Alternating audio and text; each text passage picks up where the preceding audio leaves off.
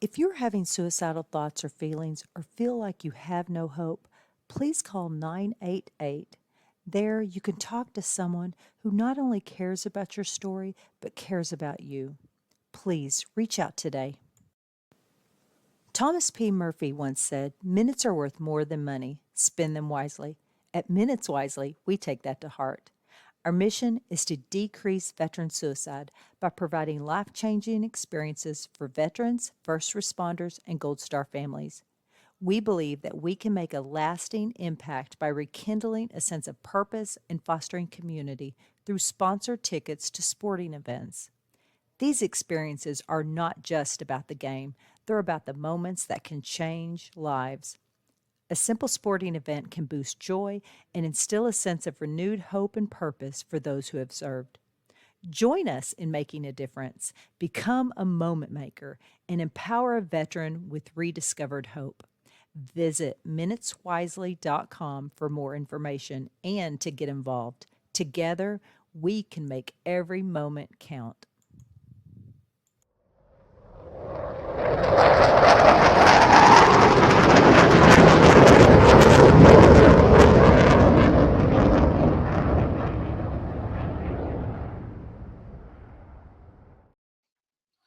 Good evening. Welcome back to another episode of TSP. How you guys doing? Doing Hello. great. All right. Today we're sitting down with Dan Jarvis. Dan Jarvis does something very similar to us. We tries to help stop veteran suicide, which is a great noble cause. We appreciate you having you on tonight, buddy. Hey, Richard, thank you very much for having me. Yes, sir. So we started this. We just passed our 3-year mark. We've been doing this podcast for 3 years. We're A lot of in interviews. 40 countries, 599 cities last time we checked. And I forget how many interviews, almost 200, but we're getting there. Nah, maybe almost 150. We're not at the 200 mark yet. Well, I counted. I counted the other day. Was it 140, 150, something Yeah, like that? it's. But we're almost. I mean, we'll get there. It's just. Yeah. So Well, congratulations. Thank you. So what we do is we sit down, we talk to veterans and get their life stories. And it's very therapeutic. Having the veteran tell their story on both sides, therapeutic for you, therapeutic for us, and it's therapeutic for the people that listen. So we continuously get messages saying, "Hey, thank you for that story. I was there in Iraq that day, or in Afghanistan, or Africa, Vietnam, or wherever the story, wherever. Yeah. It's great to get the stories out, and it's very important for civilians to hear these stories, to hear what veterans go through. I'm a Navy veteran. Andrew over here, he's a Marine veteran. Yep. And in a minute here, we'll get your story. So 3 years ago when we started, I never imagined it being this large, but we actually won a National Veteran Podcast Award in 2022. Navy Podcast 2022. Yes. And, it started making a little bit of money, and it wasn't my intent to profit off of these stories. So I turned it into a nonprofit. So I started the nonprofit Minutes Wisely, and now we send veterans, first responders, and Gold Star family members to sporting events. I actually have season tickets in Detroit. So every Sunday during football season, there's a veteran or first responder, Gold Star family in our seats. And I'm doing some fundraising right now. So we're working on tickets in Nashville here for, the Titans, the Predators, maybe University of Tennessee, and whatever comes about. And the soccer. Don't forget the soccer. Oh yeah, soccer's big here in Tennessee huge now. It's like they're in their second year. It's like they sell out like every game pretty much. But some of the fundraisers we have coming up, we have a golf outing on September 11th. We have a barbecue bash the following weekend after that. And I was just reached by Hop Springs, which is a big beer park. They're doing a music festival, and they would like to donate whatever money they generate from the music festival to our organization. So we really appreciate everybody that's looking out for us. Obviously, we can't do it ourselves, right? Absolutely. It takes a village, man. It takes Definitely. a village. And yeah, I would love to know for actually saving lives out there, man. That'd be pretty awesome. Hey, I get nothing but compliments on our podcast. which I want to tell you all the time, but it's, I'm always so busy. I always forget to call you, but we do get a lot of people saying, we're doing some good stuff. So Yeah, it's pretty awesome. It's um, pretty awesome getting to send these guys to the games too, man. I love getting the pictures yeah. back, the photos. Yes, sir. I have just a couple announcements. Yep. August 3rd, Hero Stock in Lebanon, Tennessee. So if you're around, you can, ask us for the Eventbrite. You can sign up. You can come and see Scotty Hasting and Stephen Cochran, Sal Gonzalez, Malachias.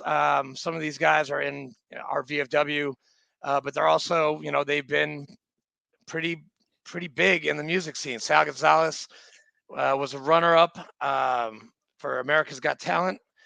Fellow Marine, Stephen Cochran, he had 3 top 40s in the late 2000s. He's a member, or he used to be a member of our post. But yeah, so it's going to be good. We're going to have a booth there. Minutes Wisely is going to have a booth there. Yes. There's a VIP section where we can go and meet the stars, meet the singers. We already know them all. We've got a lot of VFW stuff coming up, Southern Conference. And all those singers that he mentioned are all combat wounded also. They're all combat vets, yeah, all of them. Wow. You guys got it going on. Yeah, we come try to hang out keep with you Hey, guys. we're trying to be Yeah, we're definitely. trying to be like Florida because you guys got, let's see. I'm just gonna name a couple big names down there besides yourself, Dan. Lieutenant Commander Matthew Wiz Buckley out of Boca Raton and No Fallen Heroes. Angelo Martinez with the Barracks Legend Foundation in Fort Lauderdale. And then I know they've got suicide prevention hikes in Jacksonville, Yes. in Fort Lauderdale, and the Key West. That's their last party. So, Irreverent Warriors. If you don't know who they are, Dan, you probably do, right? Yeah, I know there. The Silky Hikes. Yeah, they have one in Tampa. I used to work for You them. forgot Jerry Goggins, F-14 fighter pilot. He's down in Florida. Oh yeah, that's he was right. one of our Jerry guests. Goggins. Yeah, that's right. But yeah, I used to work for Irreverent Warriors. I did a hike here in Nashville, and I took care of Tennessee and Alabama, and then I switched over to being a state chaplain for the VFW Tennessee for 3 years, and I gave that up. I actually just gave that up, like 2 weeks ago. So now I'm a District 5 commander, and I'm working to be a state commander sometime, hopefully by the time I'm 50. So that would be nice. Then the real work starts. And then, well, junior, senior, yes. Commander, I'm actually going to do things as a commander if I do make it that far. If I get elected, I've got my platform already prepared, so I'm ready, man. Oh, and another guest that we had, Al Lippard. He is now the commander. He will be the commander-in-chief of the VFW. Of the entire VFW. And I just saw the program for the national convention, and I just signed up for all the stuff that I actually have to go to. But the nomination election is going to be it's August 1st. It's either the 1st or July 31st. So one of those days, Al Lippard, former past department commander of Georgia, will be sworn in as the new commander-in-chief of the VFW. And he's a Vietnam vet, two Purple Hearts, and lots of stories. That guy's he's like 80, and this guy does not stop. He doesn't quit. Yeah, he's amazing. He is an amazing person. Al Lippard's having a party in Savannah, Georgia. Georgia. Like, you should totally take a weekend and go up there and have Andrew introduce you, because Andrew will be there. August 22nd to August 25th.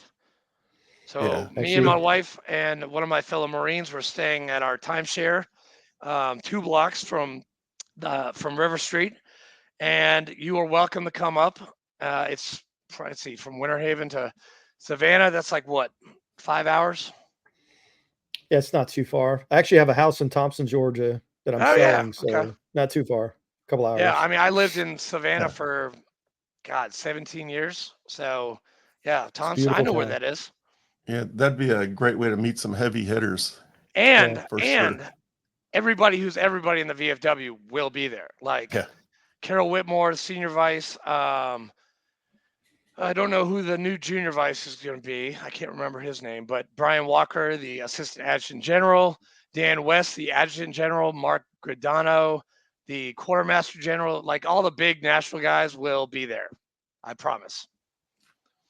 Cool. It's a party not to miss. And I get to take Al either out to brunch at the Oglethorpe Club, or I'm going to take him out to lunch at the Crab Shack on Tybee Island. Either or. Nice. So, I don't want to mention any last names, but you think Dave will be there? No, he will not be there. It's funny, man, because you can look up people who's going to the convention, and they have this little app, and it just went live. And so you get to look up who's actually going to the convention. And I did. Anyway, and it said no selection provided. So yes, he is not. He and that other guy are not coming.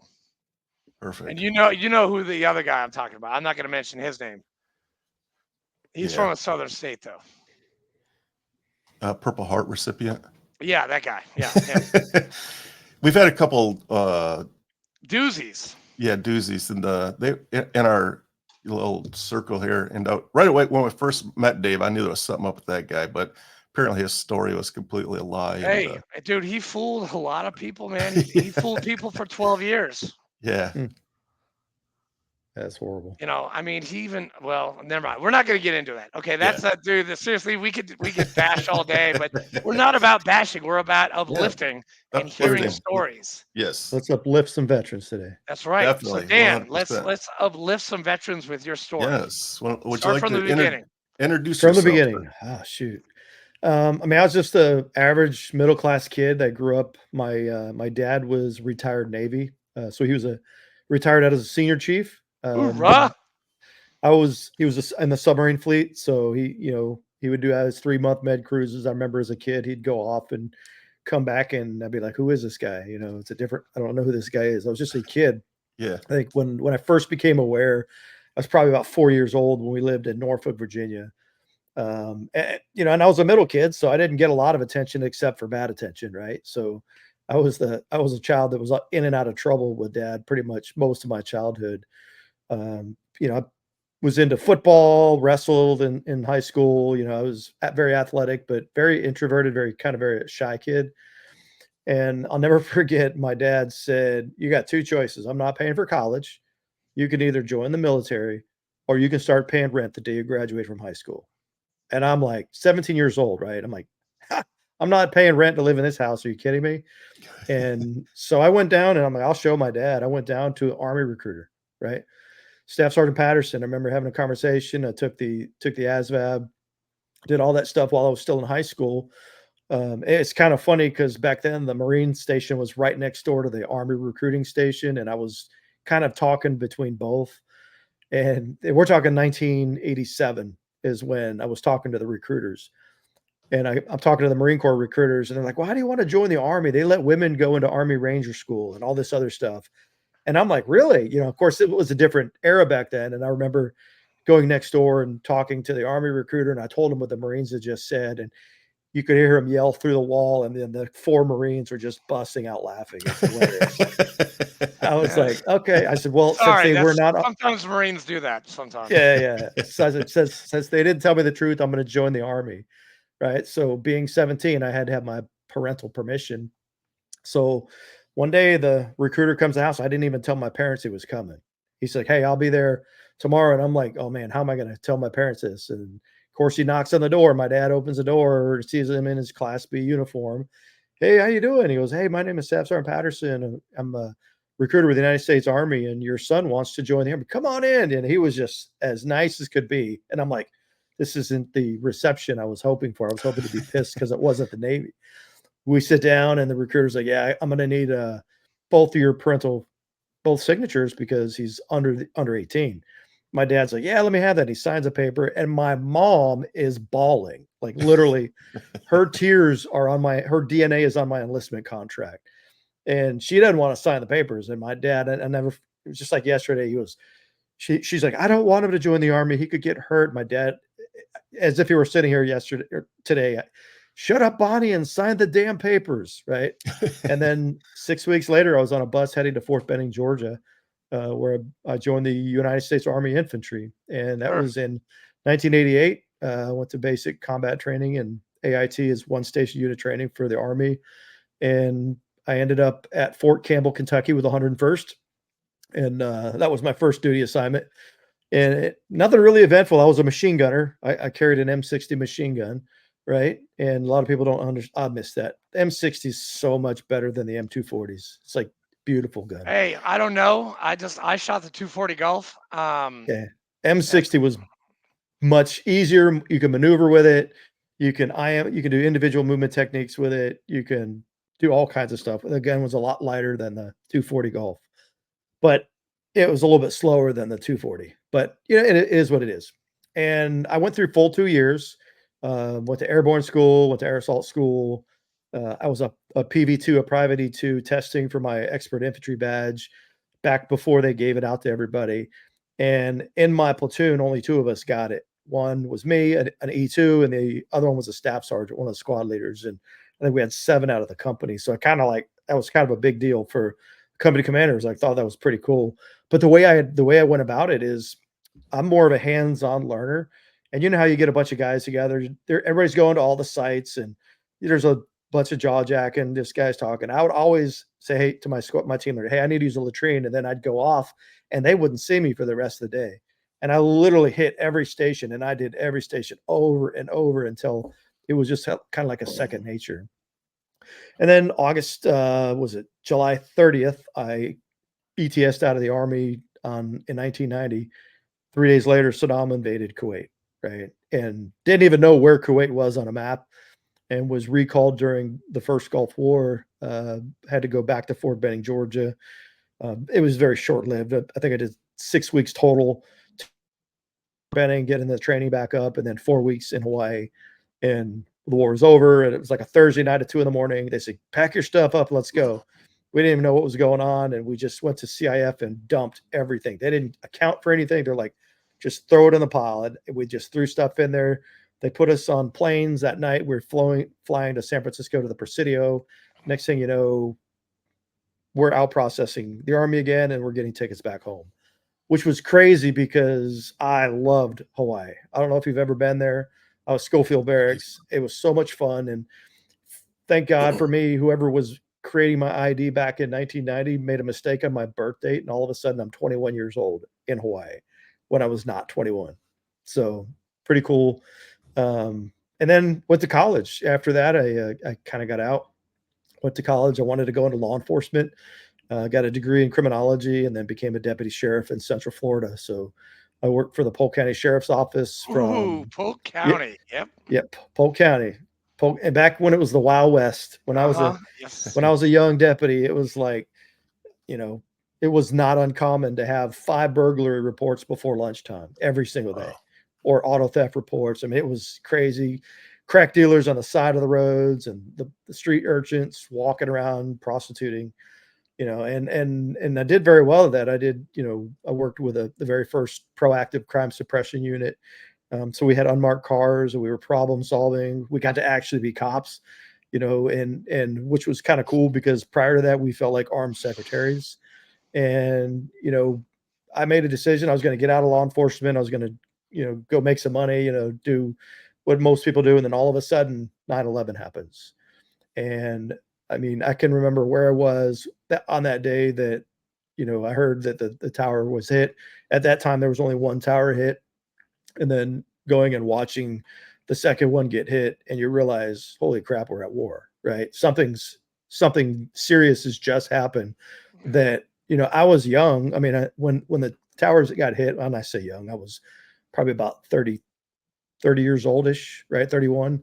And I kind of struggled, and I'm like, man, I really wanted to go back and do something. So, I ran into a buddy of mine who went back in the service. I didn't even know that was a thing. Like, I didn't even know I could go back in.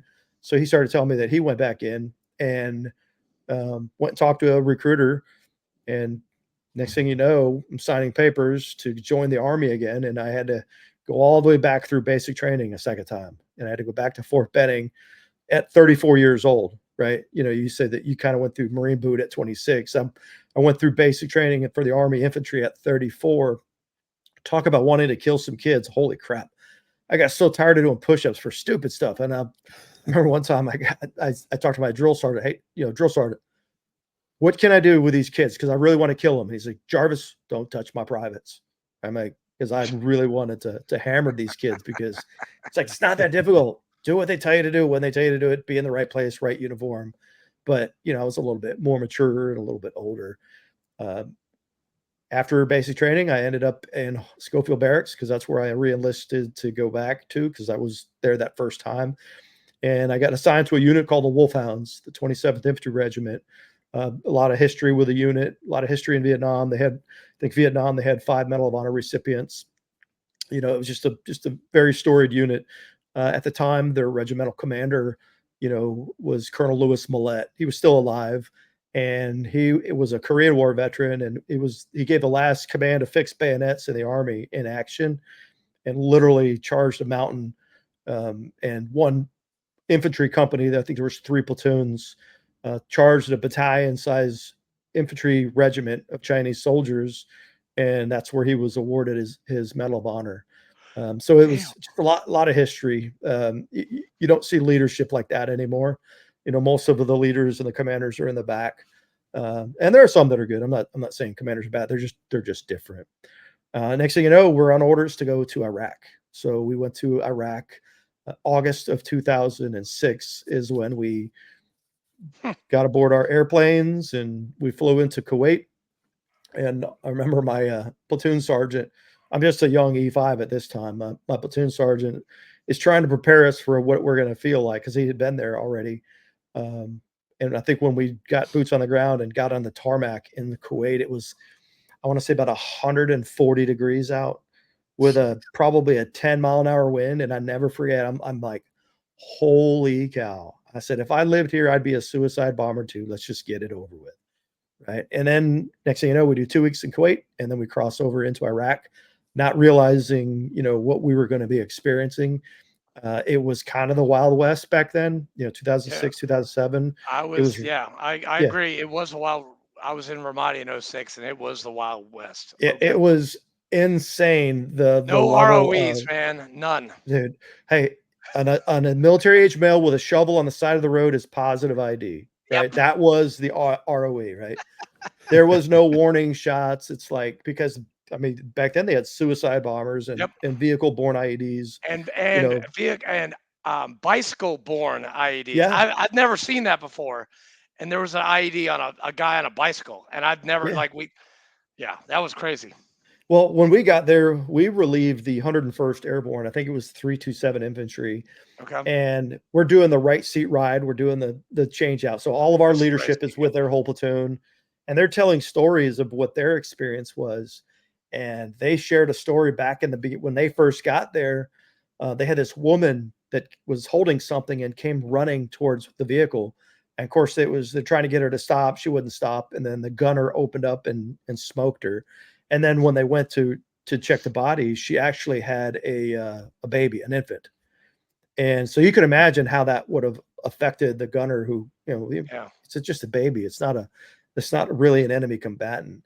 And then 2 weeks later, the same thing happened. Somebody was running towards the same group of people, same platoon, and the gunner followed the rules of engagement and then engaged her, and she blew up. Right. The first one was a psyop. They were using her to try to get somebody to be able to get close enough to blow up the vehicle. And a lot of people can't understand what that's really like. So we were there. We lost 17 Americans. We lost an interpreter for a infantry battalion. We were a light battalion too. So there were heavy mech units that got significantly more casualties than we did. Dan, we lost the same amount of people in Ramadi in 2006. We lost 17 that summer.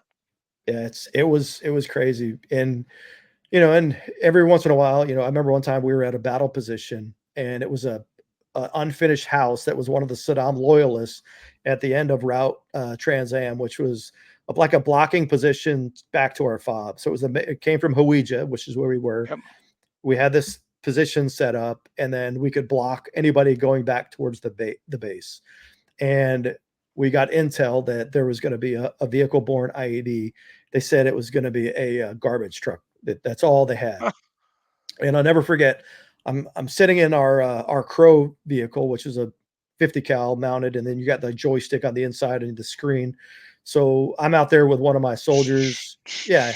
So I'm out there with one of my soldiers, and I rack out and I fall asleep. And next thing you know, I feel a hand hitting my chest, and he's like, Sergeant Jarvis, they're shooting at us. And I'm like, it was like that from the line of Black Hawk Down. We'll shoot back, right?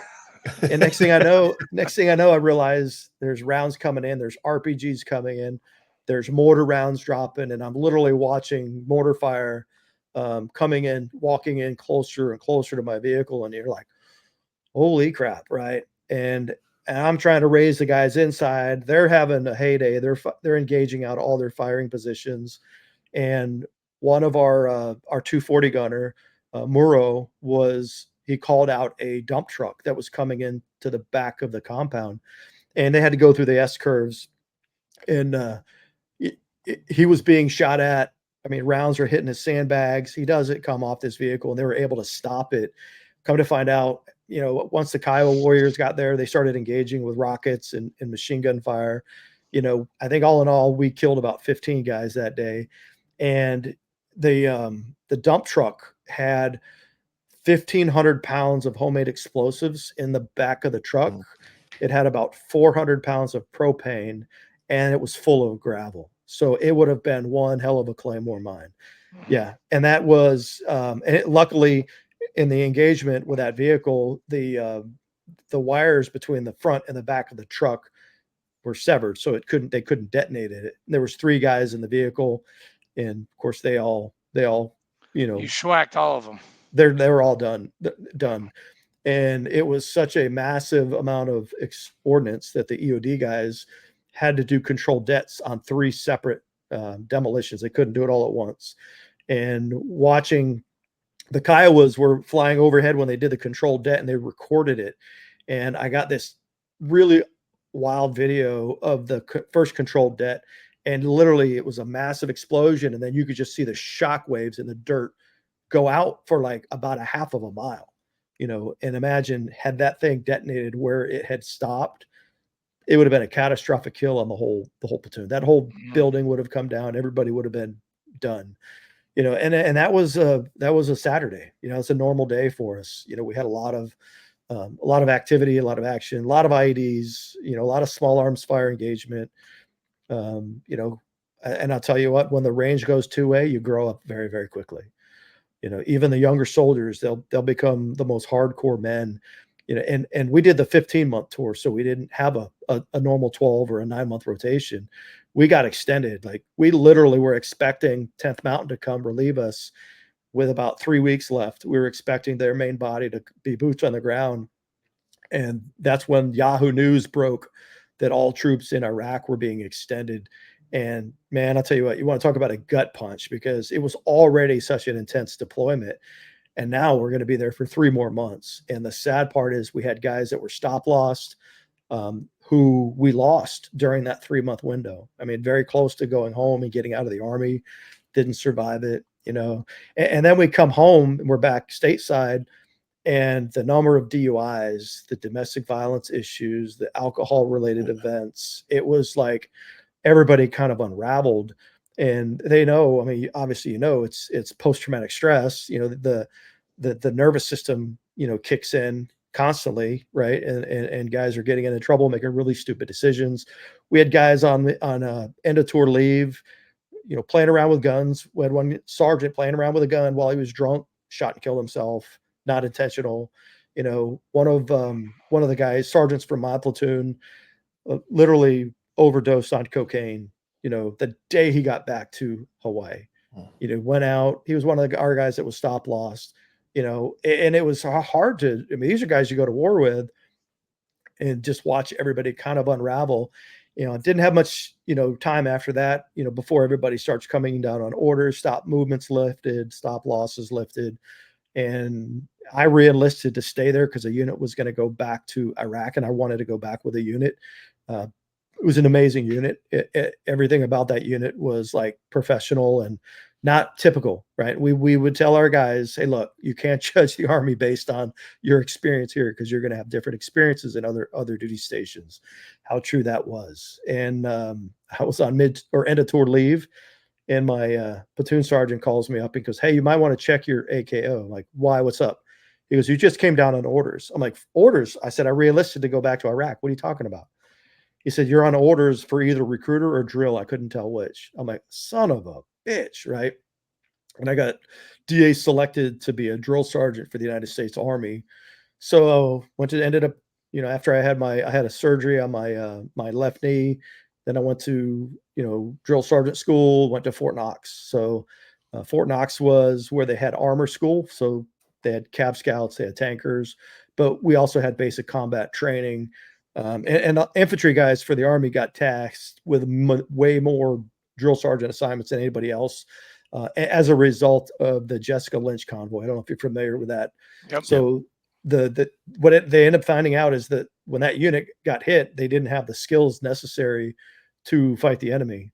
And because a lot of the drills for BCT, the basic combat training part, were mechanics, HVAC repair, medics, they weren't your combat guys. So 1 out of every 3 drill sergeants for the United States Army were required to be combat arms after that.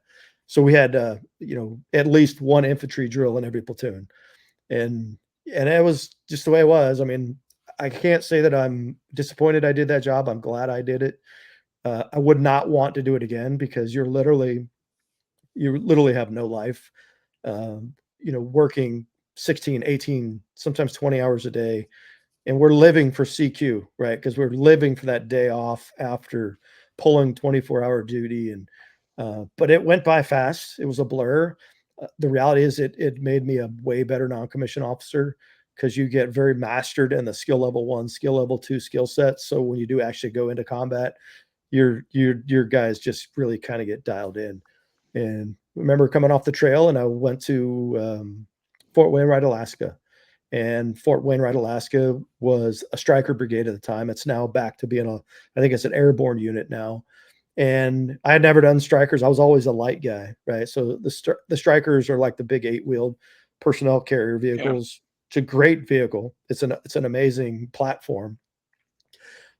But the guys that I had, the unit I got dropped into had already done their NTC rotation. I had no train up time. And within 6 weeks of arriving in Alaska, we were on planes getting ready to head to Afghanistan. So I went right from Iraq, 15 months, drill sergeant duty for 2 years, right to a deploying unit for another 12 months. I called that my shit sandwich and didn't really have any downtime, even though the Army considered drill sergeant duty as dwell time. Went into Afghanistan, talking about the variations of the units. We had no train up. We didn't do any prep time. We didn't re-zero weapons. And I was trying to stress it to these guys because when we left Hawaii, it was about 70 degrees. When we got to Kuwait, it was 140.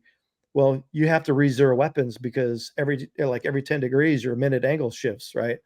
So you're not on targets. It's the same thing. We left Alaska. It was still snow on the ground. It was April. And we go into the mountains of Afghanistan, still about 50, 60 degrees difference in temperature, actually more than that. And I'm like, we got to zero weapons. And they just wouldn't allow it, right? I'm like, how can we not zero our weapons? You guys, do you understand ballistics, right? But that's the difference in the caliber of units, right? Big difference in one unit to another unit. Yeah. So I was very blessed to have the experience to have had that 15-month tour. And then Afghanistan was a different fight, right? Afghanistan, the people were so much different than the Iraqi people. Villages, right? It was more mud hut villages, whereas Iraq, you had concrete buildings, you had steel gates, you had neighborhoods, not quite like you have here in the U.S., but similar. And the wires. Don't forget the wires. That almost take your head off. Right. Yeah. Actually, it's true. That is, we'd have to watch going under overpasses and stuff. But in Afghanistan, there's ring road. There's one hardball road that goes around the entire country. And our fob was right on the road, like literally, like not even 10 feet off of the road. Like you could take a vehicle from luckily the TTPs weren't VBIEDs in Afghanistan. If they were, we would have been toast, right? Because they could literally just come right into the HESCOs. And we took over a fob that it was a company size fob, and we had to share it with a Romanian infantry unit They provided internal security on the fob, and then the first night we were there, I'll get into a little bit about the PTSD stuff. So we're having a leadership meeting in our platoon, and I hear a sound in the distance. It was a thump in the distance. And I looked at everybody. I says, we're about to take contact. And they all looked at me like I was crazy. You want to talk about your amygdala opening up? All the spidey senses came up. I said, we're about to take contact. And they're like, dude, you're crazy. What are you talking about? And like 12 seconds later, rounds impacted next to our tents where our Joes slept, our Joe tent. And the next thing you know, we got casualties, and we're getting out. We're trying to get to the casualties. We're getting ready to go into, the Joe tent where we had 2 wounded. And then the 3 of us, the 3 NCOs, as we're going into this tent, an airburst RPG goes off overhead. Like literally, you just saw the flash of light above us, and all 3 of us hit the ground at the same time. It was just overpressure, knocked everybody down. And that was our welcome to Afghanistan. And everybody looked at me like I was crazy. Like, how did you know that? I said, because I've heard a lot of incoming while we were in Iraq. It makes a distinctive sound. Very unique sound. And it was so far in the distance but it sounded and it sent off the alarms, right? That's the amygdala. That amygdala from Iraq literally seared that into my brain. And that's what that part of the brain is, right? The lizard brain.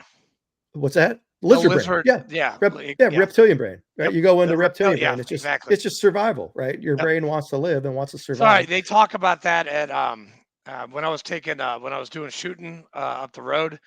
Yeah. We had an Army first sergeant teaching us pistol defense 1, and he brought up the OODA loop, and he brought up the lizard brain, and I was like, oh shit, the amygdala, because your shit remembers that shit.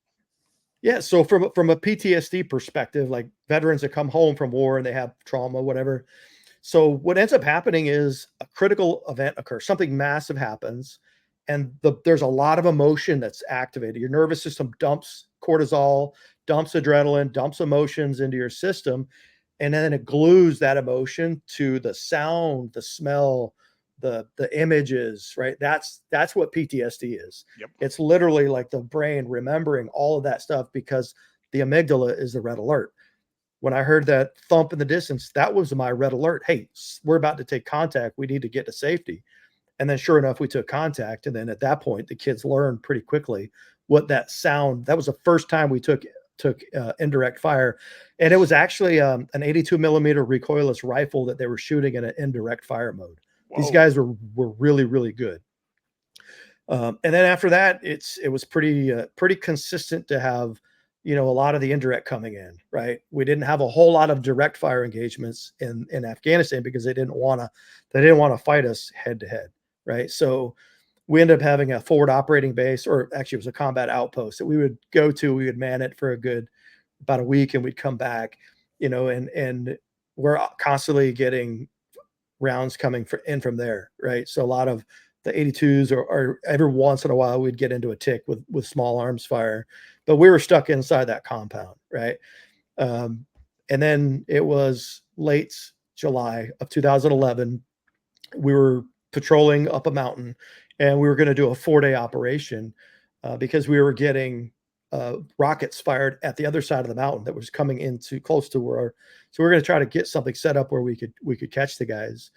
And we get up this mountain, and I'm telling you what, we had 120 pound rucksacks on, water, food, enough for 4 days. And dude, we're going up this mountain, right? And we were at baseline of about 7,000 feet elevation, not too terribly high up, but high enough that it affects you. Your lungs can't breathe as much. It's kind of funny. When we first got there, I told our medic, I said, Doc, I think I'm having a heart attack. He's like, why? What's wrong? I said, I can't breathe. He goes, Sergeant Jarvis, we're at 7,000 feet elevation. You just got to get used to it, right? So just getting acclimated. It took time to get acclimated. Doc. Thanks, Doc. I feel like thanks, Doc. Yep. I feel like I'm about 2 inches tall right now. But so we get up this mountain, and we're setting up overnight, and I had to go back down that night around. We stayed there the one full day, and probably about 1 o'clock that morning, we had to take, I had to take 4 Americans and 4 Afghans back across the Tarnac River. We had to go back down the mountain, across the valley, and we had to link up with our strikers because we had to get halal meals for the Afghan counterpart. They wouldn't eat our normal. They wouldn't eat our Yeah, I MREs. remember the halal meals. Damn. Holy Yeah. man, I haven't thought about those in a long time. So I'm like, man, I sure hope I don't die over some food, right? But it is what it is. So I'm like, I'm bringing my fister came with me, and my forward observers with us, and I got three other, two other, there's four of us Americans. So two saw gunners and my forward observer, and then we had one interpreter. It was the first mission we ever did with the interpreter, so there's always that sketchiness, and then 4 Afghans. And as we're getting ready to go down the mountain, it's the wind is just blowing. It felt really nice. It was good, comfortable temperature. And then I hear machine gun fire off in the distance, and I'm like, oh, great. And I got to walk through that stuff with 4 Afghans that I've never done missions with. And then I told my forward observer, I said, all right, Sergeant, I want you to lead out and take us down the mountain and link up with our vehicles. He didn't know how to get back to where we had to go. I'm like, what? You're our forward observer. How do you not know how to read a map? Right. So I ended up having to take point on that because I wasn't going to let the saw gunners do it. I took point. Super dark that night. And it was literally like starlight, no moonlight. You could barely see. We're walking with night vision goggles. We're in a tight ranger file because around the river, there is some vegetation. So we got to make sure we stay fairly close. And as I'm about to step down into the river, an IED blast goes off about 5-10 feet from my position. Like it was like a match going straight up in the sky, just fired. It knocked me on my ass. And I remember just feeling that overpressure and all of that dirt and the smell. And I'm trying to maintain my composure. Okay, I got my legs, I'm good. So I'm trying to get status of everybody realizing we're in a kill zone, but basically of a near ambush. I get an up from everybody. It took me a minute to get one guy to respond. He was still kind of shocked. And then I told one of my guys, I said, there's a thickest part of the brush on the other side of the river. I said, take that by force, get on the other side of that river, go now. And we had to get off that kill zone and we had to get reconsolidated. I had to make sure, we had the Afghans, we had the interpreter, we had 4 Americans. We got out of there. And I'll never forget setting up a perimeter. And I am like in la la land. I'm like having a hard time even balance. I'm having a hard time concentrating and talking.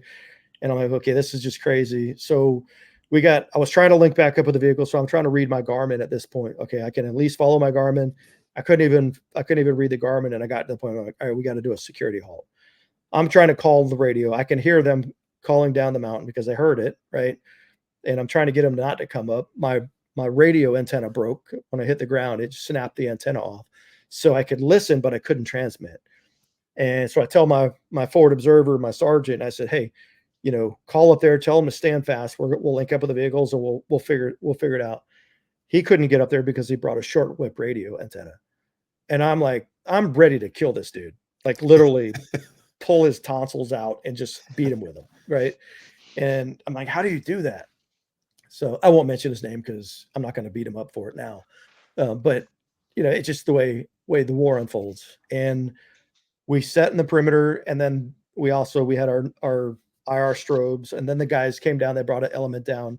They found us. We were okay. And the LT is like, okay, go back, link up with the strikers, get the food, and meet us back on the mountain. And I said, sir, please don't take this the wrong way. I can't tell you what day of the week it is. I have a busted radio with an antenna, and I feel like I'm about to puke, right? Because you get the nausea from the brain injury stuff.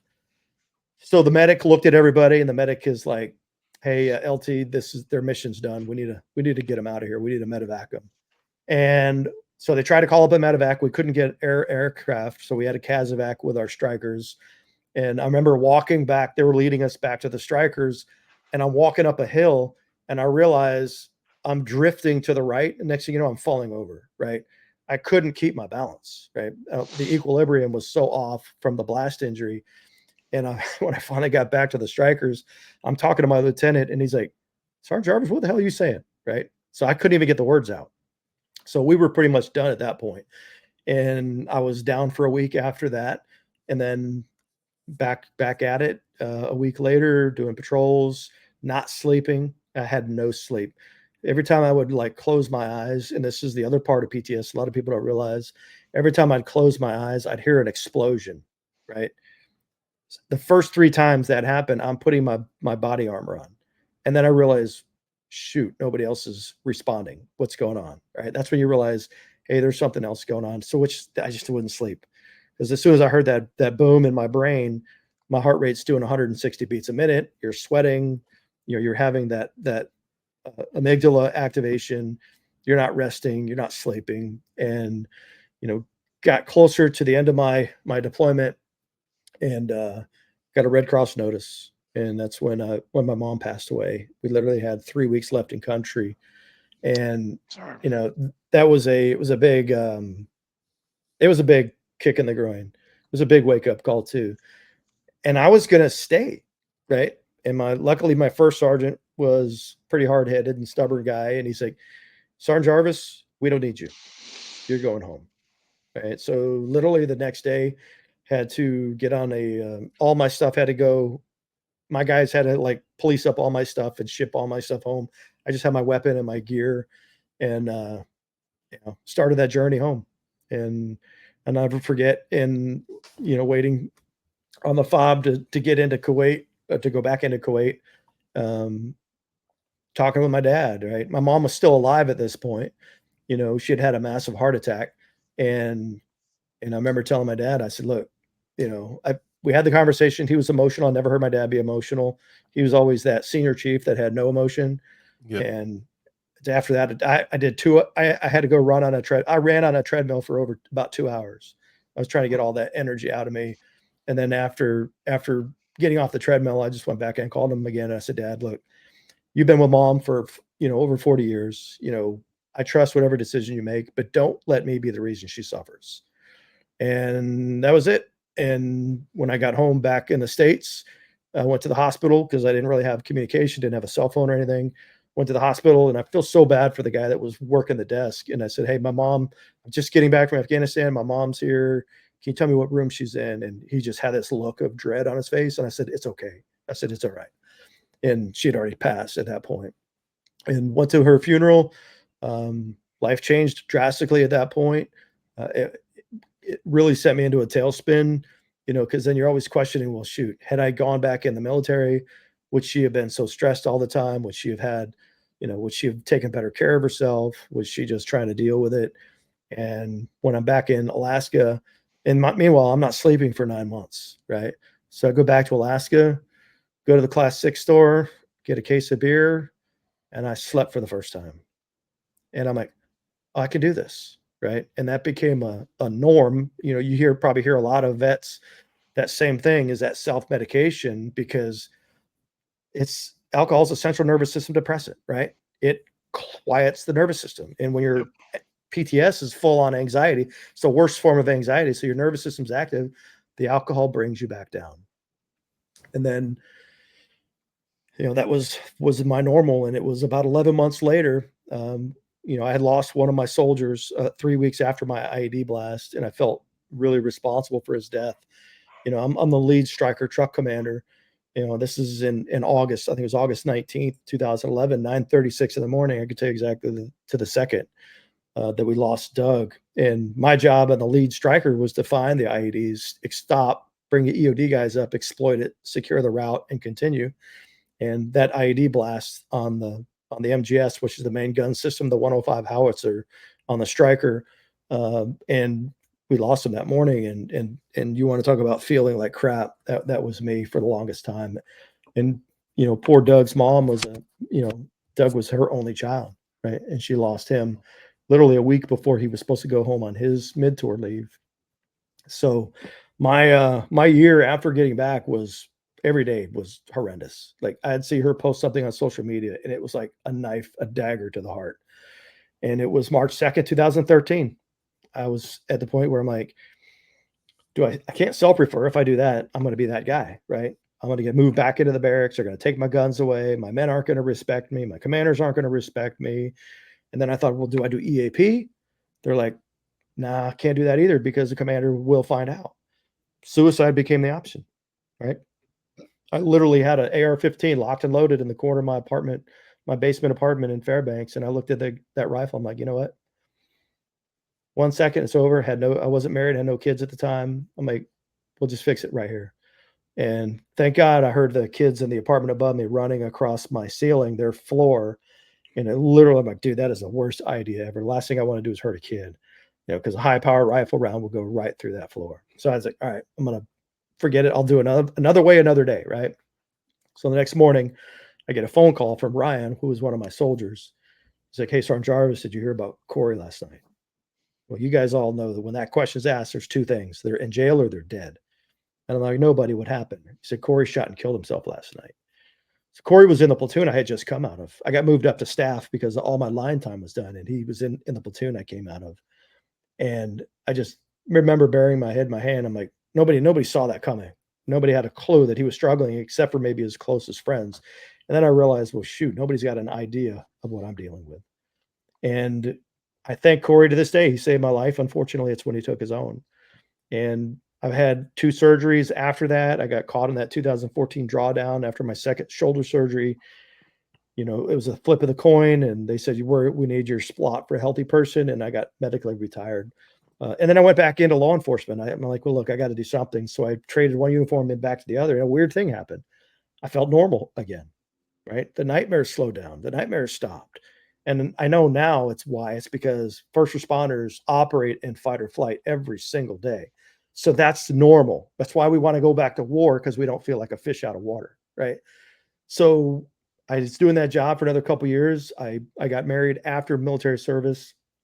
My wife at the time didn't experience, my military and didn't really share any details. We don't want to talk about the stuff that we would go through.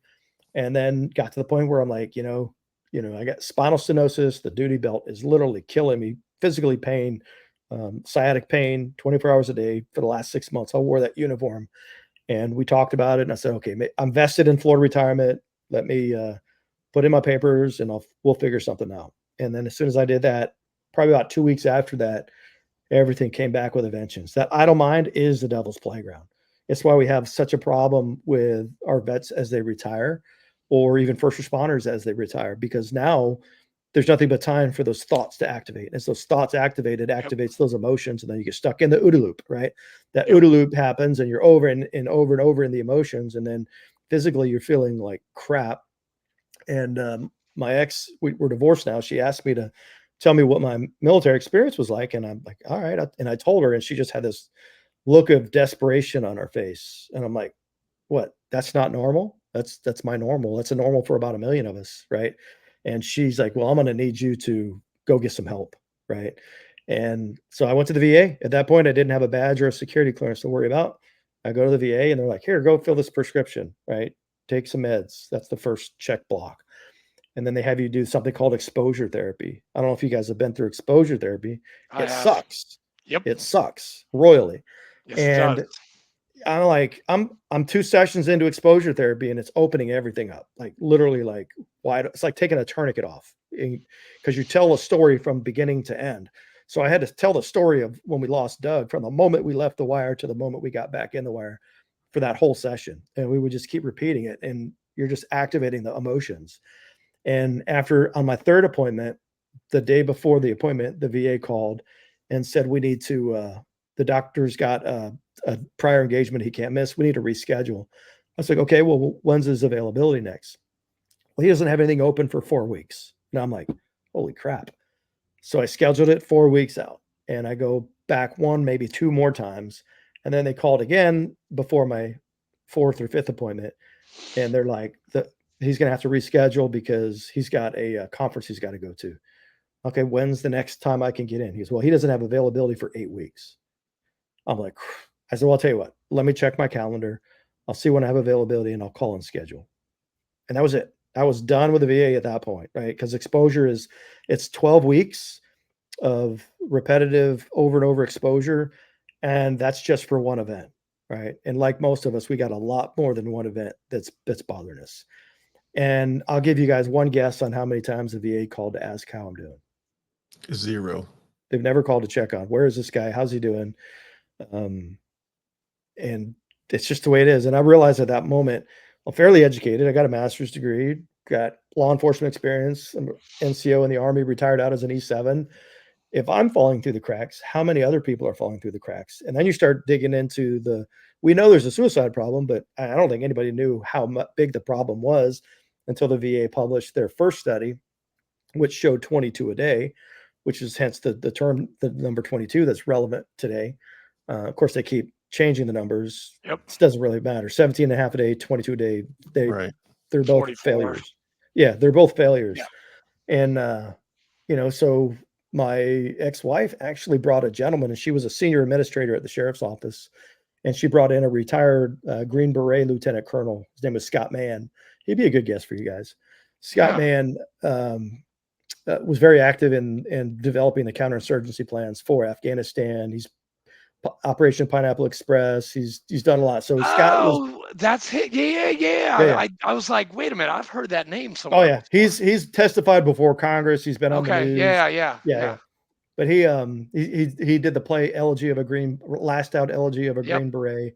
Yes. And so Scott and I and his wife Monty and my ex-wife Gwinnell, she told him my story, and he said, "Hey, let's meet for dinner and let's have a talk." So we did, and it's a proverbial butt sniffing. I'm an E7. He's a lieutenant colonel, right? He's a cool dude. He's retired. So we're both civilians now. We're both close to the same age, and he invited me to do a men's leadership retreat in Tampa. And I went to that weekend, didn't want to be there, didn't feel worthy of being there, didn't feel I deserved to be there. The whole typical isolationism of a veteran with PTS. And it was on that weekend where Scott was giving a class on something, and he stops and he looks right at me. He goes, "Dan, you look like you have something you want to say." I just said 22-0. He's like, "Well, what's that?" I said, "We're losing 22 vets a day to suicide. We're going to take it to 0. And that was the weekend that I formed 22-0, the nonprofit. It was April 15th of 2018. And that organization is up and running. It's worked with over 10,000 people. And I started looking for alternative ways to heal. All right. Let me ask you guys a question. What would it look like if suicide was not on the table for our veterans anymore? How would it look for their families? Right? What if they could sleep at night and not be triggered and stressed out all the time, making poor choices and getting in trouble or self-medicating? We're able to do that now. There's some processes that we've developed where you can neurologically disconnect emotions from the memories. Right? It's called memory reconsolidation. Right? When an emotion is active, it's malleable. Right? We can change the state of the emotion. And if I told you about how quick it can take, you probably wouldn't believe it unless you've experienced it.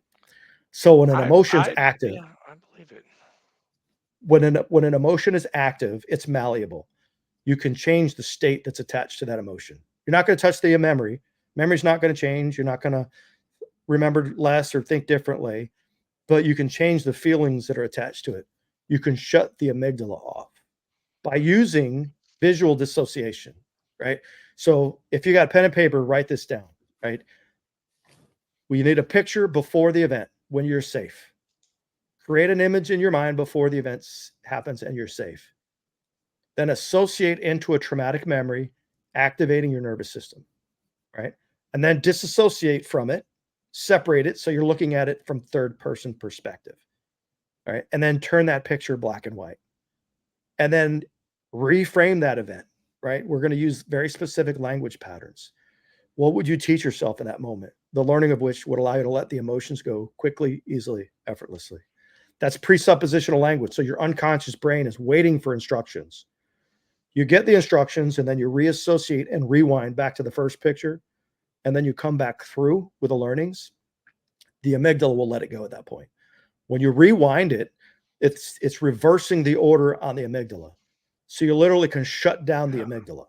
You turn it back into from on to normal, right? Fired up to normal. I compare the brain to like an engine, right? Traumatic event occurs and you hit the accelerator, you haul ass through the objective, you haul ass away from the objective, or your engine seizes up as you're pushing the gas pedal. Fight, flight, or freeze. That's trauma. What we do is teach your brain to take the foot off the gas pedal so that you'll go into what's called a parasympathetic state.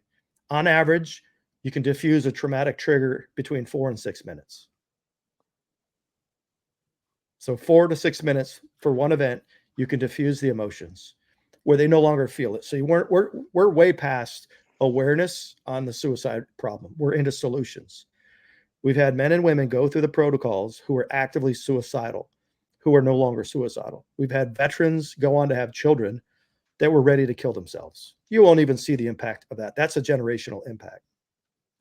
And we're doing it peer support. So we're training veterans. So Abel Rodriguez, he'd be another good guest for you guys. He's retired Special Forces. Him and I founded a new nonprofit called Healing the Hero. Right? HealingTheHero.org is the website. We're a faith-based Christian group, but we work with anybody. So you don't have to be a believer. You could be a hardcore atheist. We don't care. We just want you to get healthy and be happy and heal and sleep, right?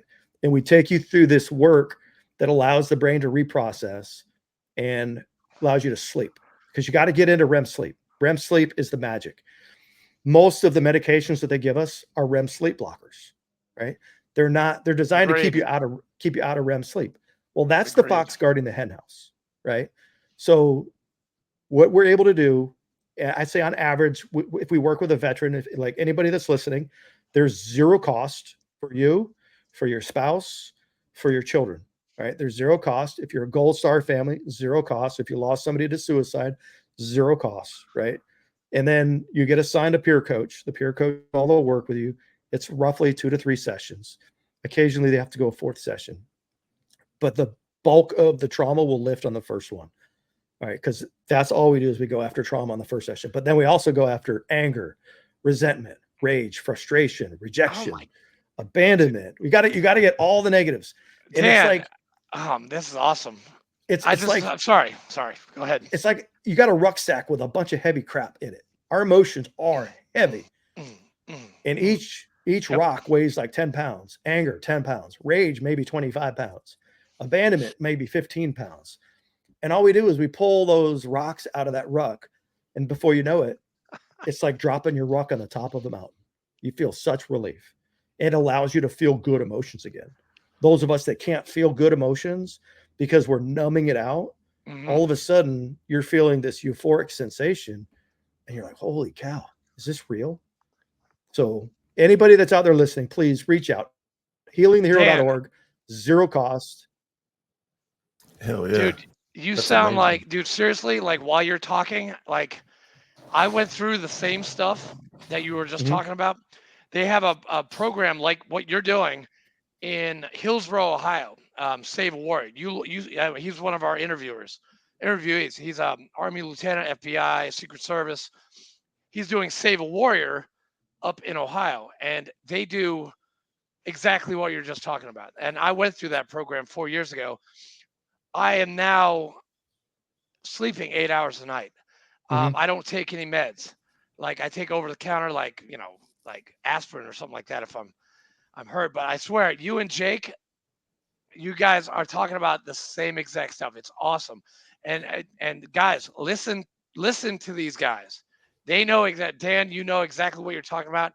Veterans, you need to talk to him. You need to talk to a program that does this.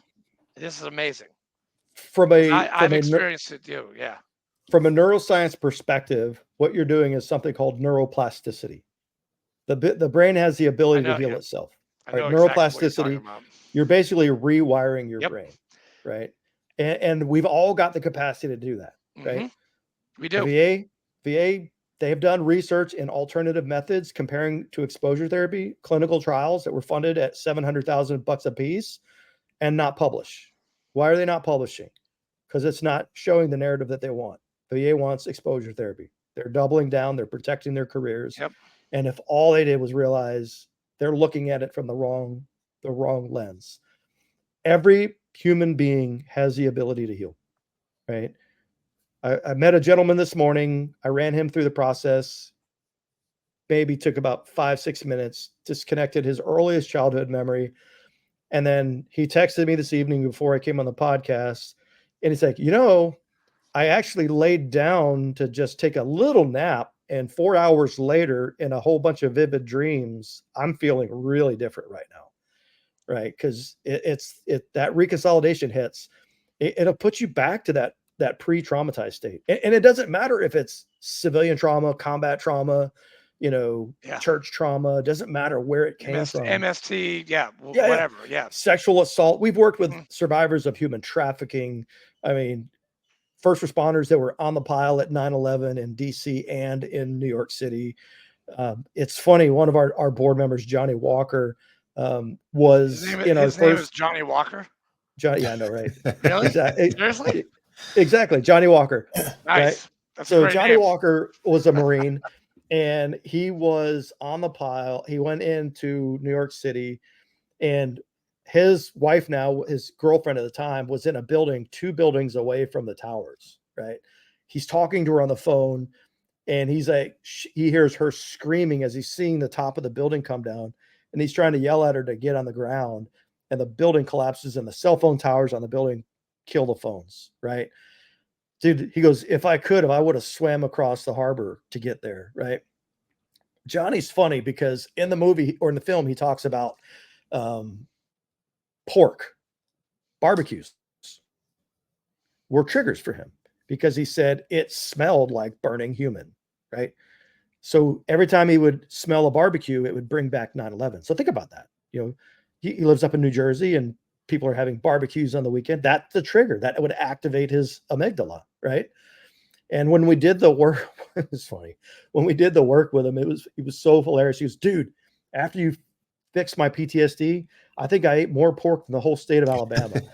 Right. But he couldn't touch pork. Right. But the trigger's gone. Now he can do it. And yeah, don't struggle. Don't struggle alone. You don't have to. It's unnecessary. There's no cost. You can literally reach out to healingthehero.org and send me an email, send me a message. You guys feel free to give my cell phone number out. Yeah. Matter of fact, can I just tell it?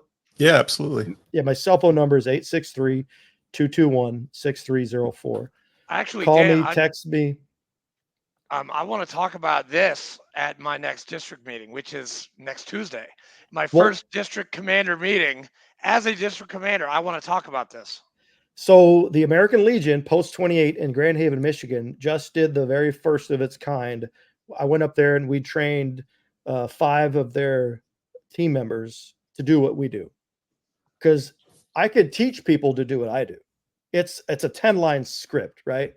Yeah. So if we organize a training where we can come up there and train a Yes. bunch of people, Yes. so then you guys can work internally because the whole purpose is Oh, hell yeah, dude. I'm trying to put myself out of work, right? Yeah. If we fix the suicide problem, I can go find another journey to go Problem to fix. on, right? Yes. But we need to create starfish organizations around the country. So VFW, American Legions, if you're out there and you're listening to this and you want to introduce what we're doing, please reach out. I can connect you guys with one of the past commanders up in Grand Haven. You can talk to him about how they're doing it, but boots on the ground is the best way to do it. Dude. Yeah. If you And- came up here, yeah. we could put you in front of so many people. Dude, I Well- can put this in front of 1,600 VFW members in District 5 on Tuesday. Like, I just need to have some material, and I'm still going to do it for the good of the order. And then I'm going to give out your phone number and yeah. So I'm in the position where I can actually now speak to a lot of people now. Yeah. Before, not so much. Now it's a Well, bigger audience. It's all about partnerships, right? Yeah. There's over 45,000 veteran nonprofits in the United States, right? And then there's probably 5 or 10,000 first responder nonprofits. We got to lock shields, right? You got to lock the phalanx together so we're stronger together. So it's not like we're not a silver bullet. We're not fixing the problem. I mean, it's still good for them to go to therapy, but when you get the 800-pound gorilla off their back, they can actually process what the therapist is telling them. Oh, it does. Because Oh, if it they're feels so nice. if you're triggering in therapy, everything is going in one ear and out the other. So anybody who has been through that here understands what that means. You're not able to process it because you're shutting off prefrontal cortex. Well, Dan, I mean, I tried exposure. I hated it. I did Oh, EMDR. I did exposure. I did CBT. None of it worked. And Mhm. the whole going back was that was the thing that saved my life 4 years ago. So offline, why don't you and I get Yeah. together, or Richard, you as well, and I Yeah, can demonstrate what we do to show you what we do, because inevitably there's still emotions back in the past. Oh, yeah. And when Right. we go back and we clear out all those patterns, they're patterns of behavior. So it's like your wife saying, why are you acting like a 7-year-old? There. Because you're acting like a there. 7-year-old because that's where the emotion started. Right So when you're able, there. yeah, Perfect. they're That was, oh patterns. my gosh, amazing. Right there. That was A- fucking awesome, Dan. That was And, that and, was like the crux of everything is right there. and all we do is break the pattern. And you can set new patterns. That's when therapy can help you make better patterns. Yep. Let's get all the old bad patterns gone and let's get the new patterns. You know, and every time I talk to a bunch of vets, I'll ask them, how many people in this room have said something to the person they love and care about the most, and then 5 minutes later are shaking your head like, oh my God, I can't believe I just said that. 90% of the room goes up. The reason for that is when you trigger, you go into lizard brain and you shut off prefrontal cortex. That's where all your empathy is. Your empathy is prefrontal cortex. So when you shut down the empathy, you become a temporary sociopath. So you might as well be a member of Congress at that point. That's true.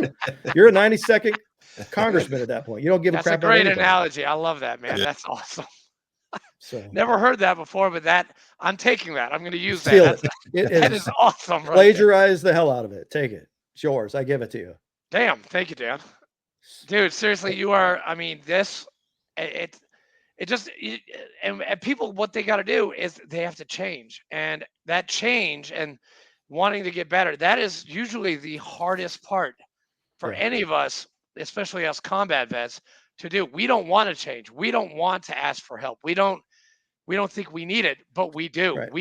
I needed it so bad, and it took me 18 years to actually ask for fucking help.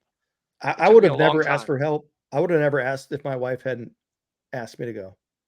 If it was just me I'd probably still be struggling with it. And I'm so grateful that she put that seed that, hey, you need to address this. I'm like, oh, great. Because it's overwhelming. We don't want to address it. Yeah. But now it's not even we want to shove it away and we don't want to think about it, but then it will come back because of our lizard brain. It'll always come back. Well, so it's like this, it's this vicious, just OODA loop, the vicious cycle. OODA loop. Yeah. And now we have the ability to drop the anchors. God, it's just, sorry, this just gets right here. Hey. It just makes me feel so good that people like you are doing this for our veterans in Florida. And you guys, we're all over the country. We're not just Florida. Oh, really? I got coaches. All the work we do is remotely. Like majority of the work we do is like this. You just picked up 2 new coaches in Tennessee, so. Well, let's train a whole bunch of you guys in Tennessee. Dude, I've got, dude. Hey, and we can get our state surgeon, Master Chief. We could get him to do this, and he might change his view on things. Well, if he's a surgeon, he's a system. He's rigid in the system. He's very So here's how you get right there, man. He is extremely rigid. Wow. Here's how you get by him. Just tell him the story of the Civil War. Did you realize in the Civil War that the battlefield surgeons were using a little known substance to prevent infection that was illegal for them to use because it wasn't accepted? And what was that? It was investigated in 1929 and researched, and it became known as penicillin. How many people died from 1865 to 1929 from infections around the world? A lot. He's in a box. Look at the guy. I think it was in France. All the women were dying giving birth. The doctors were performing autopsies in the afternoon and delivering babies in the morning and wondering why the moms were getting infections. And then this doctor says, hey, why don't we just wash our hands? Sterilizations became a thing, but he was ridiculed for that. There's always going to be pushback and ridicule when something new and unique comes up. But the beauty thing is, and I've talked to psychologists, I've talked to psychiatrists. Hey, I'll prove it. Well, how are you going to prove it? Have a seat. Damn. Right. I did a conference for law enforcement in Florida over the summer, and we talked about stress and anxiety and depression. And I had time built in to do a live demo. And I said, all right, who wants to come up here and break up with a real world traumatic emotion that's bothering you? Crickets, right? Nobody wants to come up. Well, I being a cop, I know my people. Who wants to come up here and prove that I'm so full of shit? Pardon my French. 10 hands go up. 10 hands go up. 10 hands go up, right? And I said, come on up. And did the demo. And that week, after doing 2 demos and 2 classes, we worked with almost 30 police officers because they saw the simplicity of it. We don't let them talk about it. We don't need to hear the story for them to heal. So if you're worried about exposure therapy, this is not that. It's a brief whiff of the onion. That's it. And then we're going to peel the layers of the onion. Nice. So I get a little Nice. passionate, excited about No, this. Yeah, dude. definitely. Hey, you need passion to do Yeah. this because there are so many people that need help. I mean, Mhm. even me and Fleek as a veteran advocate, both of us are. It's a tremendous amount. Actually, I just had a whole health appointment at the VA today, and they asked me about goals. Actually, it was a bosun's mate, female, who's in charge of whole health. And she's like, hey, she asked me questions for like 45 minutes. What do you want to do? I want to be less angry. I want to meditate more. I want to work out more. I want to eat better. And she sent me an email right after our thing and said, here's the first 2 things you need to do. So I came up with a plan from 1 to 6 every single day starting July 9th. That's when I do my business, my veteran advocacy. Before that and after that, I'm with the fam. I'm working out. I'm concentrating on me. And it's just like working this and what you got going on, Dan. It's just this can save so many lives. EMTs, Leos, firefighters. I mean, and We it's save just all of them. Well, all of them. We I can don't know. save everybody. We could save all of them. You know, it's beautiful. In Florida is where my law enforcement roots are. And one of my wounded warriors, his dad used to be the Seminole County Sheriff. That's where the Trayvon Martin Zimmerman case happened. Yeah. Well, Dennis Lima is their new Martin. Oh my Yeah. God. That was So Don Esslinger I remember Sr. was that. their sheriff. And Yeah. then Dennis Lima is now their sheriff. Dennis is a Marine. And Sheriff Lima wants to train his entire department because in the training, you got to heal. And when he said he wants to train everybody, I'm like, it's a major county sheriff. So there's at least 500. I said, how many employees do you have, sir? 1,400. He wants to create a legacy program and he'll do it. You need to come to Nashville, man. They need some help down there. Everybody, everywhere. Yeah. Everywhere. I don't care where you're in the And country. Memphis too. Probably Memphis. Memphis has got to be a train wreck. Definitely Memphis. Well, Chicago, New York City. You gotta have your flak and Kevlar, and at least an RPG or an AK or something to go into Memphis. It's dangerous. I did 2 weeks ago, and I was scared for my life. And I still had my gun. I was like, lock. Yep. Oh shit. Yep. Damn, Dan. I this has been an amazing, very, very, very helpful interview tonight. Wow. Well, I'll have to make a trip up to Murfreesboro. We'll have to break bread and. Dude, we'll take you to Single Tree Barbecue, Mission Barbecue, wherever you want to eat. It's on us, man. All right. I love Mission Barbecue, especially at lunchtime, noon. Yeah, that's awesome. Yeah.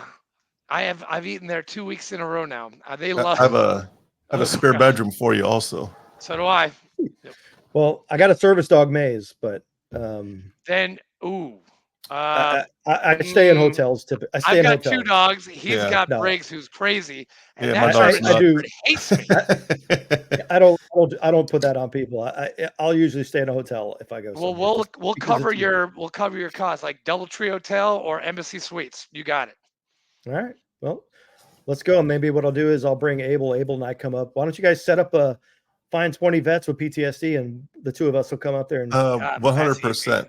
Take one phone call. You can pick them all from my my past being a commander of our VFW post, because me and Godfather over here founded this post, and they all of them got PTSD. Every single one of them. Here's what we need to do. We need to run you 2 through it so you can feel it and experience it, taste it. That way, when you explain and advocate it, and I tell vets this. So if you're listening and you're worried about losing benefits, I'm not a therapist. I'm not a psychiatrist. I'm not a psychologist. I can't say you have PTSD. I can't say you don't have PTSD. Right? Of course, yeah. What you tell your VA doc or whatever is entirely up to you. We're just trying to keep you from putting a gun in your mouth and helping you sleep. Right. Hell yeah. That's it. Oh, I got a list of 10 already that I'm thinking of that I can give you. Yeah. We had a sheriff in California flew us out. We worked with 10 of their deputies that were involved with the most stress, and The sheriff, he was a West Point grad, infantry officer, was in Iraq, was shocked at he got 100% positive feedback. Right. Wow. Oh, It's yeah. it's not difficult, man. I'm gonna tell you right now.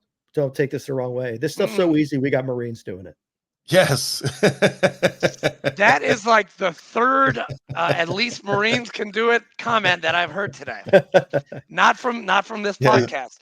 I love Marines. Their leathernecks are awesome. Yes. Hey, Hey, hey, Dan. you're a fellow grunt, dude. I'm a grunt. Hey, Yeah. March I'm a is knuckle our dragger. month, okay, Dan? Okay, Right. 11 Bravos and Yeah. 03s. That is our month. Sounds good, brother. Hey, Dan, one of my best friends, I actually served with him in the Navy. His name's Taco. He's a Chicago police officer.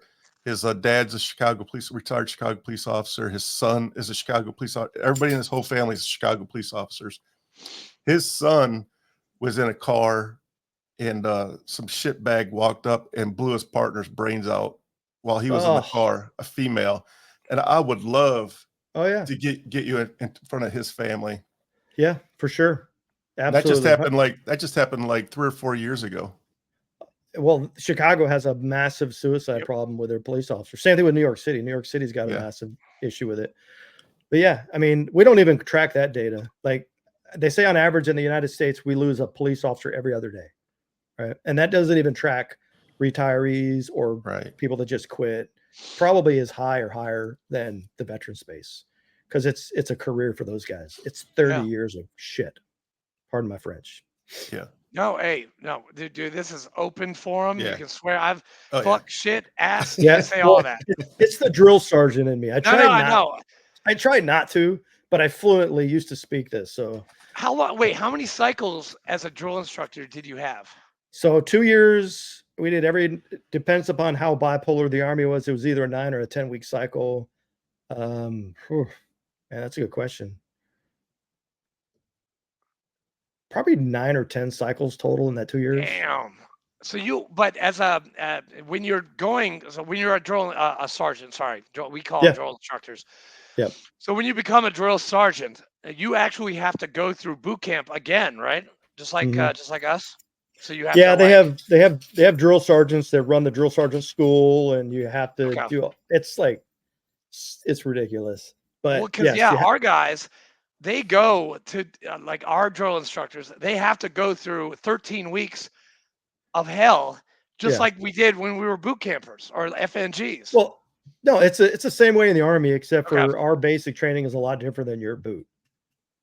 You guys yours is closer to hell. Ours is more like purgatory. Oh, okay. All right, we're gonna lay all that out on the table right now. Okay, good to go. I'm just saying, you guys. I watch the Marine Corps drill instructors, and it's like, yeah, I'd get in trouble if I did that. I'd get in a lot more trouble if I did that too. Hey, listen. I'm sorry. I'm gonna say this right now. It's a bunch of Karens right now. What these kids are going through now. You, Dan, Richard, we did not we went through hell. Mm-hmm. And I mean, shit, you went to Columbus, Georgia, probably in the summertime, right? Yes, July. Yeah, I was June, and Fleek, you were what, in wintertime? January, yeah. Yeah, Great so you got freezing cold in Chicago. Yeah, Dan and I, it was like at least 110 every single day. I mean, Columbus, Georgia, with humidity. It gets hot as fuck down in Columbus, Georgia. I mean, it is. Well, and it's very humid too. And then you got the red clay and and you got the red clay of Georgia. I've forgotten about that stupid red clay. That shit sucks. You're done with basic training. You got to DX all your uniforms because it's just red clay. And then from Fort Benning, you went to you stay at do you stay at AIT for at Fort Benning for AIT? Well, it's OSA. It's one station unit training for infantry. So it turns into 17 weeks. So 17 weeks, same drill sergeants. Okay. Because I was just talking to one of my we adopted our VFW. We adopted this JROTC unit. Well, one of the seniors who just graduated, she's going to go be an MP. She's going up to Fort Lost in the Woods. She'll be there for 4 months because she's got to go through boot camp, AIT. She's going to go to jump school. So she's going to do that. And then she's got to do something else. So she's not even going to hit the fleet or whatever you guys call the varsity Army. She's not even get there until like 4 months from now. Yeah, she'll have the whole. Yeah, and then she'll have to go to Fort Benning for the airborne portion. Yeah, okay. Because it's Fort Bragg, which is now called something else, but Fort Bragg and Liberty. Benning are the airborne schools, right? Well, Bragg doesn't have an airborne school, or Liberty doesn't- doesn't have. No, They used to, have right? It's an airborne unit. They used to, a long time ago. Got it. Okay. So Okay. the airborne school, the schools are all consolidated at Fort Benning. So airborne school is at Fort Benning. Part of Ranger School is at Fort Benning. Basic training's at Fort Benning. The NCO academies for the infantry is at Fort Benning. But now they also moved armor. Armor was at Fort Knox, and they moved armor to Fort Benning as well. So now you have tankers and Cav Scouts and all that stuff down at Fort Benning. So Damn, I don't know that how they moved armor out of Fort fucking Knox. huge. Knox was I've never amazing been down place. there. I mean, I've passed by it, but it must be a huge. Is it bigger than Fort Campbell? Yes, geographically, and also too. Well, I mean, Campbell's big. Campbell probably Campbell's has huge. I mean, that's Campbell 45 probably minutes has away. probably about 28,000 troops on Campbell. Fort Benning is just all of the basic training, all the AIT, airborne, Ranger, all the different sniper schools, a lot of Pathfinder Rockasans. schools. Yeah, Rockasans. That's Fort Campbell. Yeah, it is. I That's know. Campbell. I got a buddy that's a Rockasan, and that's all he talks about Oh yeah, dude. is being a It's like- Rockasan. Right, yeah, it's like being a wolfhound. A wolfhound of Rockasans is probably, I loved being a wolfhound. 227 infantry. I love it. Hoorah! It's like crazy. But Dude, this has been amazing. Richard, Yeah. do you want to do the question? Ask Or the should I? question. Sure. Yes. So I don't before have we it in let front of me. yes, before we let our guests go, we ask them to pick a number 1 through 10, and then whatever number that lands on, I'm going to ask you the corresponding question. It's kind of like we call it the saved round. So if you could pick a number 1 through 10. I'll do 7. The last 3 people. That's 3 in a row. Man, 7 is a great question. Damn, Yeah. Blake. All right. So what advice would you give to someone facing a difficult situation or feeling unsure about their capabilities? Nice. Well, the advice that I'd give them is that unsure part. Henry Ford once said, if you think you can or can't, you're right. Right? Your belief in yourself is a lot more powerful than you realize. If you're facing a difficulty, don't face it alone. There's no reason to face it alone. There's plenty of people out here that will back you up, follow you wherever you got to go to make sure you get on that high ground again. Yes. Damn, dude, no, seriously, nobody's quoted So- Henry Ford yet. That's So our first here's the quote of thing. Henry Ford. I'm from Henry Ford's hometown, and I've been to Greenfield Village, which is this village he put together years ago. It's an amazing place. As soon as you walk in, there's a plaque that says, whether you think you can or you can't, you're right. That You're plaque, right. I've seen that plaque with my own It's- eyes. It's so true. So Yes. he said Ford. You've been to Ford's place. I worked at the Ford plantation in Richmond Hill, Georgia. His old it's where he bought this place down in Richmond Hill where he used to go hunting and getting oysters, and his mansion is huge, and now it's a gated community. So that's actually kind of cool that we all have Yeah. some kind of a Henry So, Ford going on. Before we started recording, he mentioned Eleanor Fleek was my grandmother. Oh yeah. Eleanor your Fleek grandmother. Eleanor Fleek was married to Norman Fleek. Norman Fleek, my grandfather, knew Henry Ford personally. Wow. Damn. Yeah, Henry Ford got my grandfather. There's obviously an age gap. After high school, my grandfather was walking down the street in Dearborn, Michigan. Henry Ford pulled up in his whatever car he was driving at the time and said, "Hey, Norman, how'd your job interview go? How'd your interview go?" And my grandfather said, "Mr. Ford, I didn't get it." He was referring to the apprenticeship program that Henry Ford had put together for Ford Motor Company. Henry Ford said, "Hey, Norman, get my car." He drove my grandfather to the admission office. Him and my grandfather walked up to the front desk and said, "Hey, this is Norman Fleek. He's going to start in the next class." And they said, "Yes, sir, Mr. Ford." Yeah, that's pretty Damn. cool. That's pretty Yeah. cool. So I- you should yeah. send this episode to Ford Motor Company and see if they'll be a sponsor. Ooh, Oh, I would love that. that's a good idea. Just Good saying. job, Sergeant Jarvis. Sergeant Jarvis. Yeah, Yes. just saying. Yes, that's amazing. Staff Also, Sergeant. I have or another no, Henry Ford Sergeant question First or Class. story. My grandfather's house. My grandfather was a child. Henry Ford was an adult. So my Henry Ford walked through his field and walked to my grandfather's house and said, "Hey Norman, my dog just passed away. Go get all the kids together. We're gonna have a funeral for my dog." So my grandfather ran around the neighborhood, got all the kids in the neighborhood, went to Henry Ford's farm, and they had a funeral for his pup. Wow. Damn. Yeah, I used to love my grandfather's stories, man. That's so My cool. grandfather was he was a combat veteran. He served in the United States Navy, and his first duty assignment was go to Pearl Harbor and fill body bags, clean Pearl Harbor up. Jeez. And then 40 years later, when I was a sailor, I'd manned the rails on the aircraft carrier pulling into Pearl Harbor. And the same, I was standing on top of the flight deck looking down right at the Arizona. And I literally, after all my grandfather's stories were running through my head, I literally just broke down and started crying. It's an amazing place to go visit. Yes. It's a very somber, very it's wow. One of the things that I got to do in Hawaii is for a 4-day weekend, they were doing one of the anniversaries and they needed a detail to go paint the mighty Missouri. So we got to paint the Missouri battleship gray on, like, I think it was a starboard side. Oh, That's man. cool. That was pretty cool. And then we got the tour just to be in a place where Admiral Yamamoto did the total unconditional surrender. Yeah. It's like, dude, I would have loved to have been sitting there watching and observing that history, especially after what happened to Pearl Harbor. Yeah. So, damn. wow. Well, I guess I need to come up to Tennessee. No, Yeah, you for do. sure, And definitely, you 100%. get carte blanche up here when you get up here, man. All To right. the nines. We'll hang We're out gonna at the show you. We're gonna VFW show and you Murphy's Road to the nines.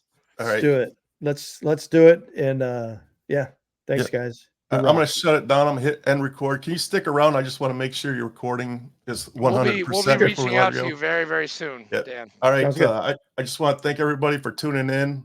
Peace out. We'll see you guys next Sunday. Bye, guys.